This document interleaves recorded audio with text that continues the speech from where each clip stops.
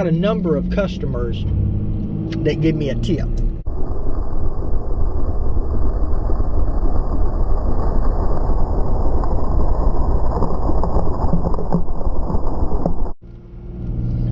What's up, YouTube family? Gerald Greenlee here with Clean and Green Lawn Service in South Georgia. Hope all of you are having a great day.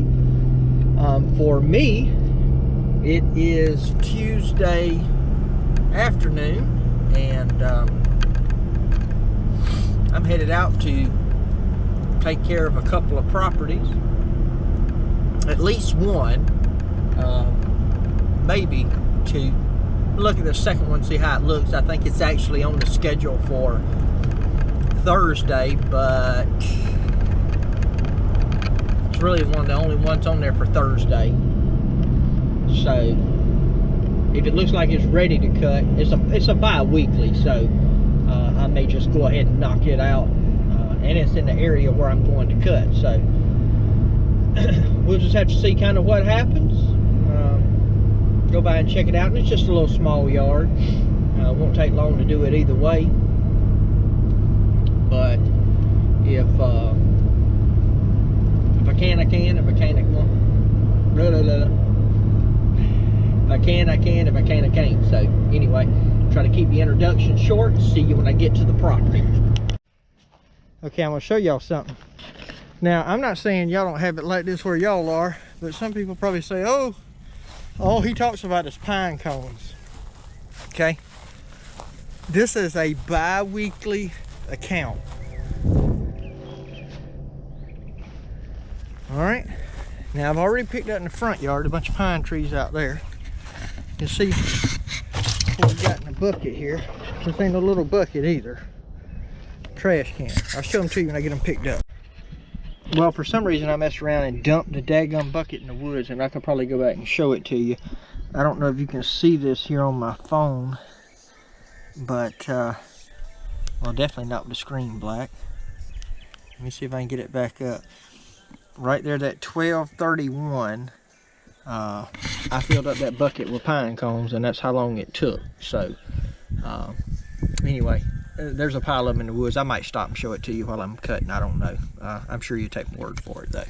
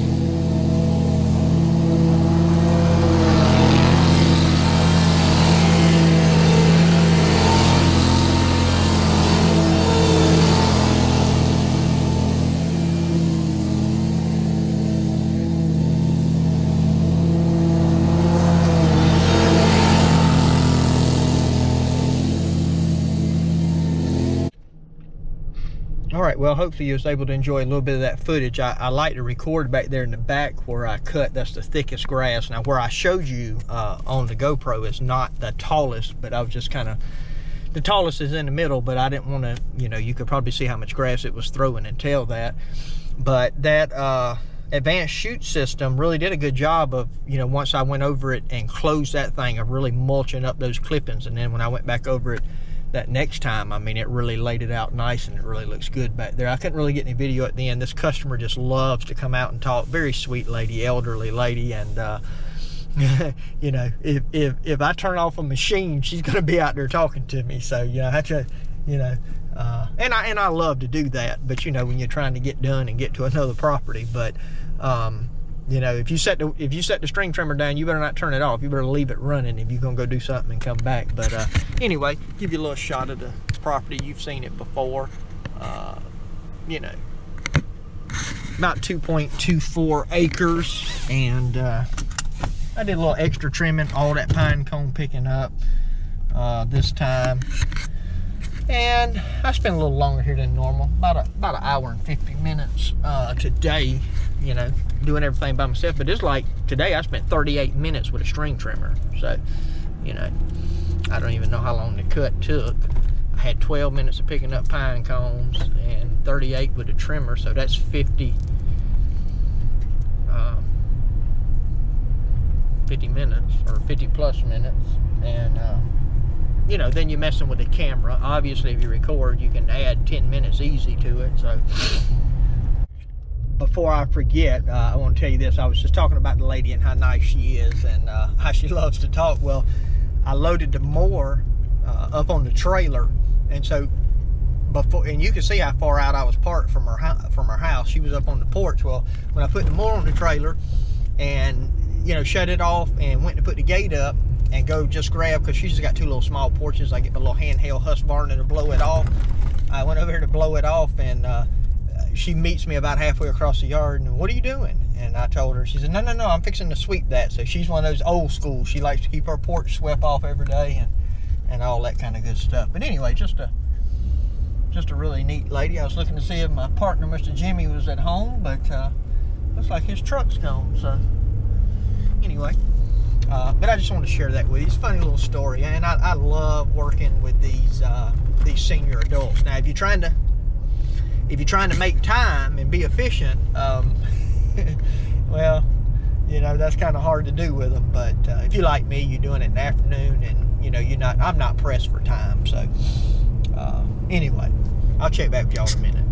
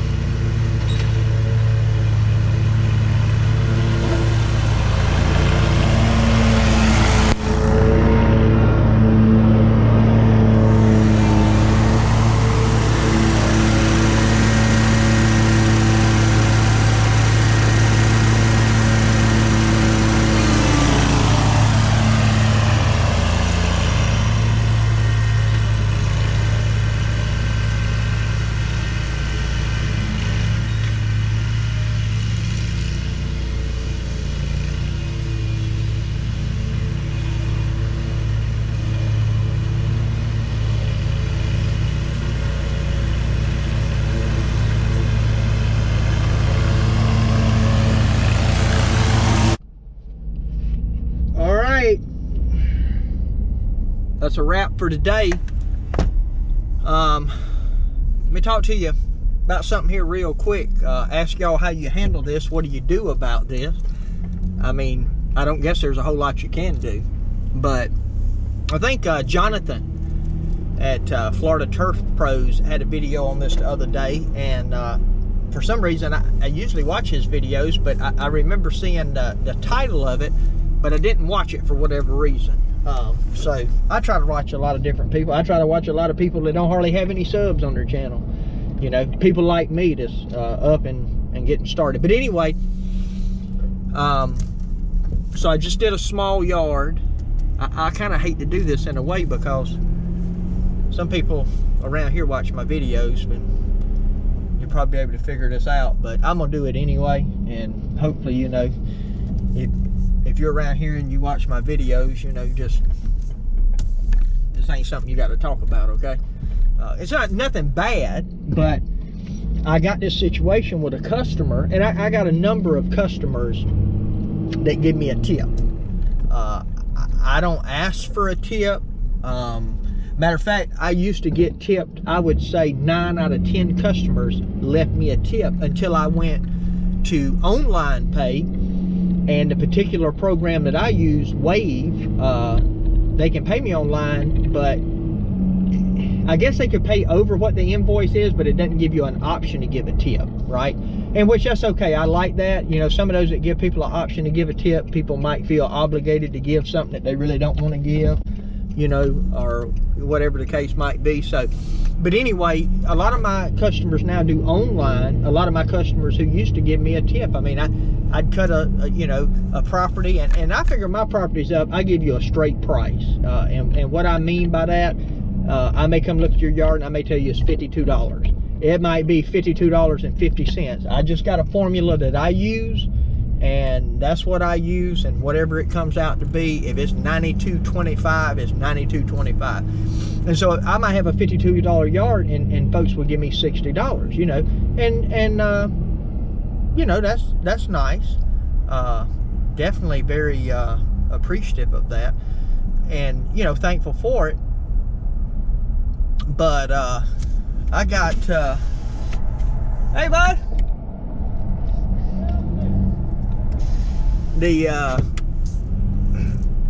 that's one of the folks I cut the yard. That was some of their family out in the yard.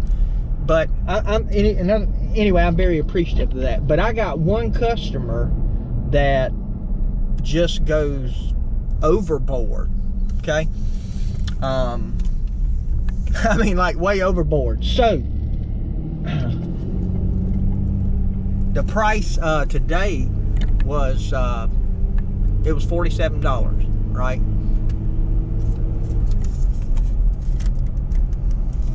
You can see that, right?